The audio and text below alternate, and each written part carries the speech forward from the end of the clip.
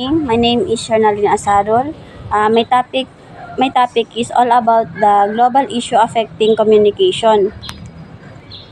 Catherine Skripinski, 2012, enumerates the discussion for global issues that may affect communication. One is the issue of face-to-face communication. Remains vital for trust and clarity due to nonverbal cues, but global companies often rely on alternatives.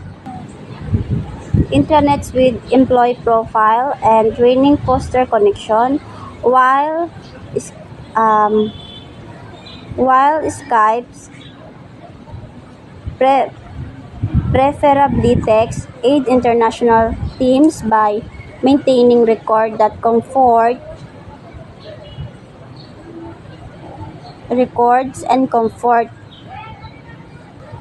So flexibility is key. Combine methods like emails, town halls, and internet platform as employees may default to familiar tools without exploring more effective options.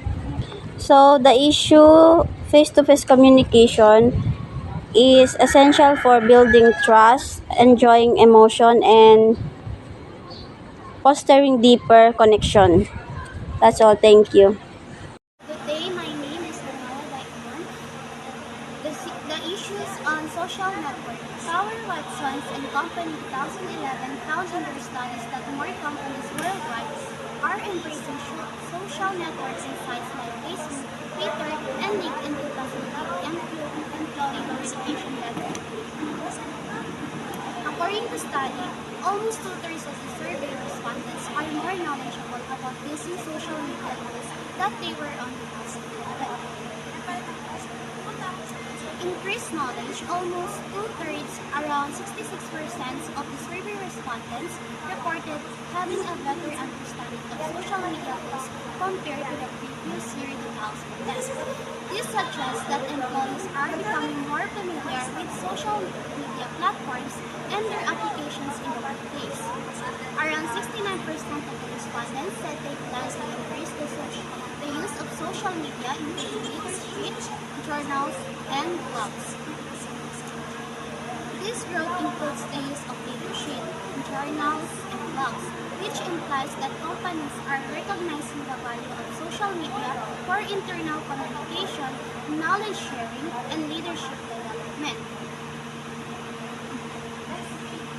This study suggests that social media is becoming an increasingly important tool for employee communications, collaboration, and knowledge sharing in the workplace.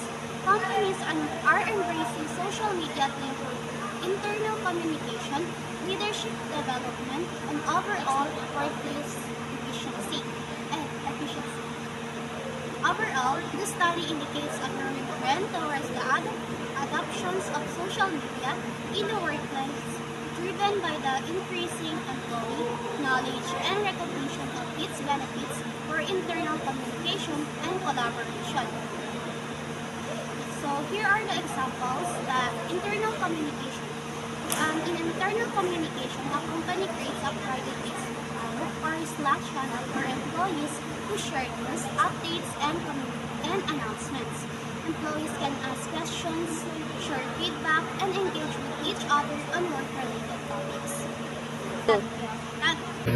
Good afternoon, everyone. I'm Zahralin Jibuka. I will be discussing the issue on cultural competent workers.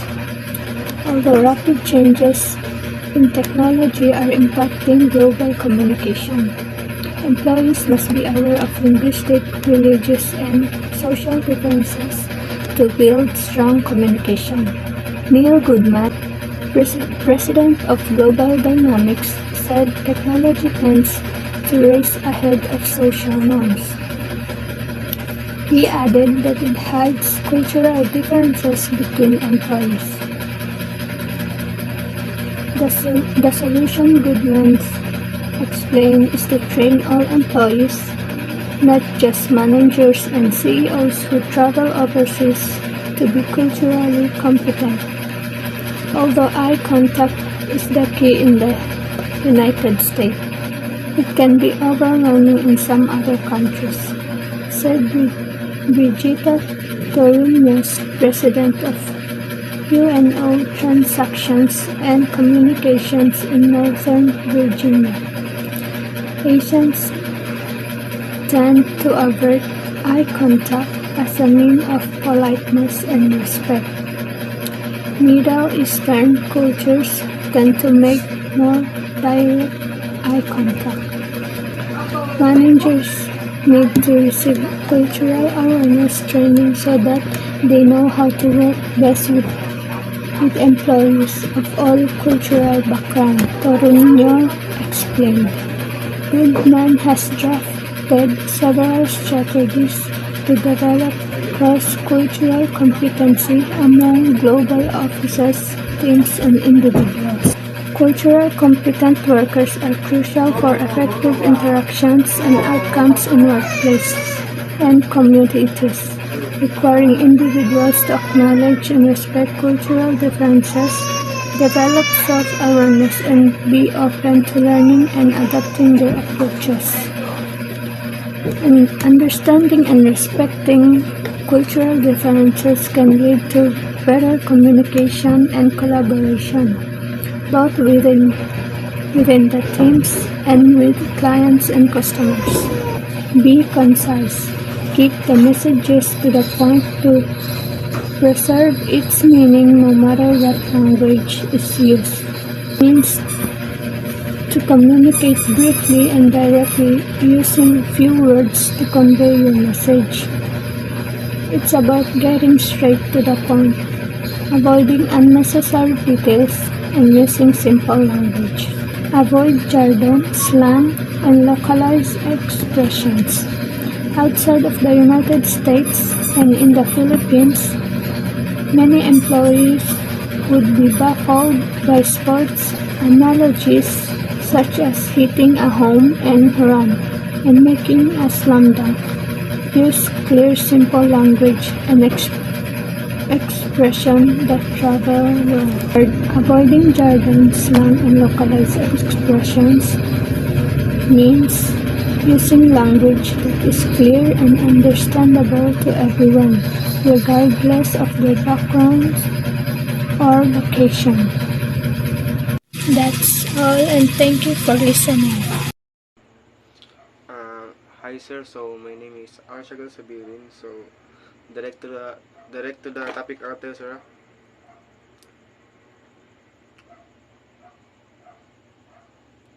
Yung report.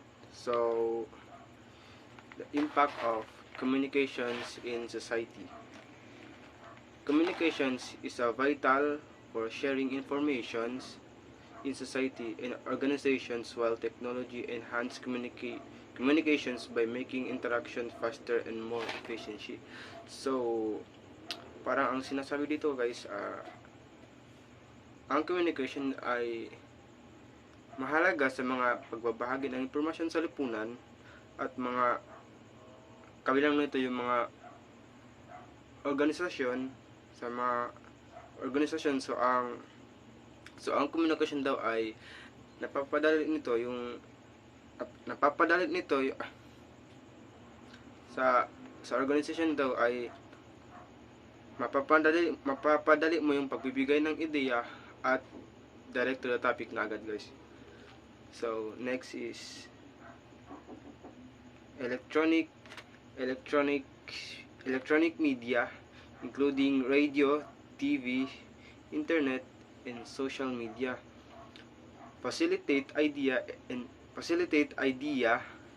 exchange and social and societal development.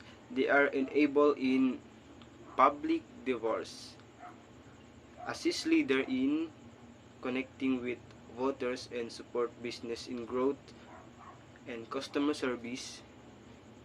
This technology serves to inform the entertain the persuade audience. So ang electronic tulad ng radio, TV, internet ay internet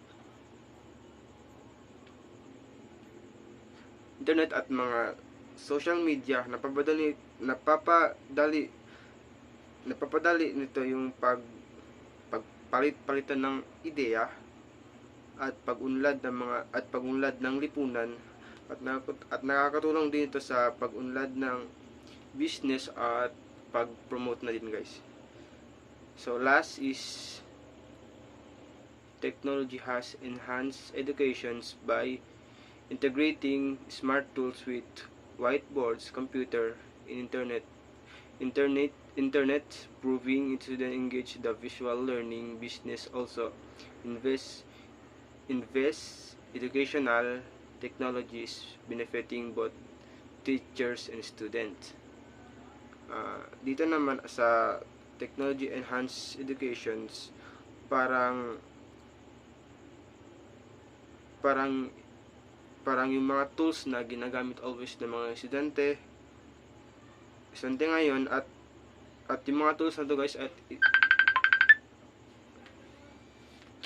yung mga tools na to, guys, ay ito yung nagpapadali ng mga ginagawa ng mga estudyante, tulad ng assignment, activity, at marami pang iba, guys.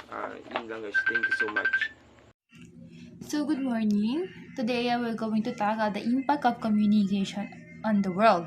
Chad Lewis 2017 stated that communication has a global impact, allowing people miles apart to connect through wireless technology. It has become essential in daily life to influence success and failure.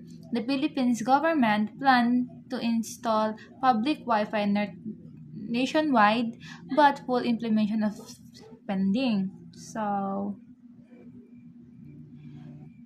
ayun daw kay Chad Lewis, sabi niya, ang communication ay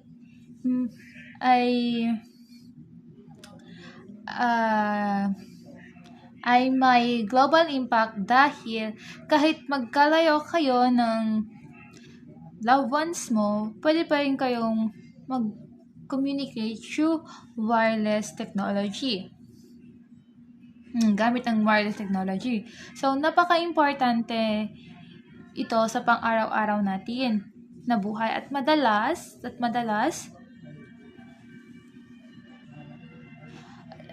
ito rin yung parang dahilan ng success and failure natin at ibang-ibang aspekto ng ating buhay. So, we have here the two impact. So, impact on healthcare. Wireless technology make it easier to distribute medical assistance and treatment in remote rural areas. Previously, patients in these areas had no access to care, but now they benefit from medical aid and treatment. So, parang dati daw, parang mahirap mag-communicate or mahirap para sa mga malalayong probinsya yung makakuha ng mga tamang medical assistant. Kasi parang wala silang pamasahe, di ba? Pero dahil sa wireless technology, parang mas napapadali or mas mabilis na yung pagbibigay ng tulong sa medika. So, example, may mga doctor na nagagamit ng telemedicine para makapagbigay ng consultation kahit hindi sila physical na nasa lugar. Dahil dito, mas maraming pasyente ang mabibigyan ng tamang medical care, 'di ba? Parang one call away na lang sa doktor.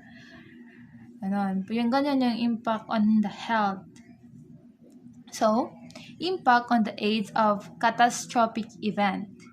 Catastrophic, by it words catastrophic, kung sa Tagalog is sakuna. Ganon. Ewan ko. Basta ganon yung pagkaintindi ko. Wireless communication allow real-time update on disaster, enabling rapid response and relief effort. Rescuers can help survivors contact loved ones, and early warning help people relocate to safer areas. So, parang dito naman, 'di ba? Parang dito, parang malaki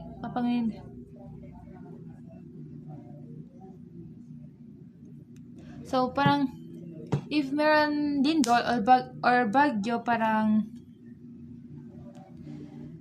nagkakaroon ng real-time update tungkol sa sitwasyon dahil sa wireless technology. Parang, then mabilis din makapag-contact ng mga rescuer kasi isang pindot mo lang doon, tatawagin mo na to. So, malalaman nila na makakatawag ka na ng rescuer. And then, nakakatulong din ito sa mga survivor para ma-contact ang kanilang family at humingi ng tulong, di ba? Bukod dito, may mga early warning system na nakakatulong para maiwasan ang mga malaking pinsala at para makaalis na din ang mga tao sa lugar na yon, sa prone area, ganon. Parang vulnerable, hazard pala. Hazard. And then, in madaling salita, malaki ang papel ang ginagampanan ng communication sa ating buhay, lalo na sa healthcare and disaster response. Parang ganon.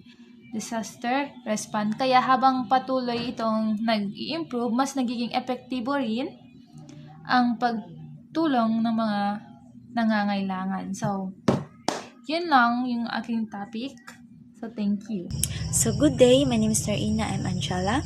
Impact on environmental protection. So, wireless technology had brought about a revolution when it comes to protecting the environment. So, impact on environmental protection is wireless technology allows for faster communication and coordination in conservation efforts, leading to quicker responses to environmental threats and more effective protection of endangered species. So next is impact on news report. So wireless technology enables immediate global news coverage, allowing for faster dissemination of information and increases public awareness of events worldwide.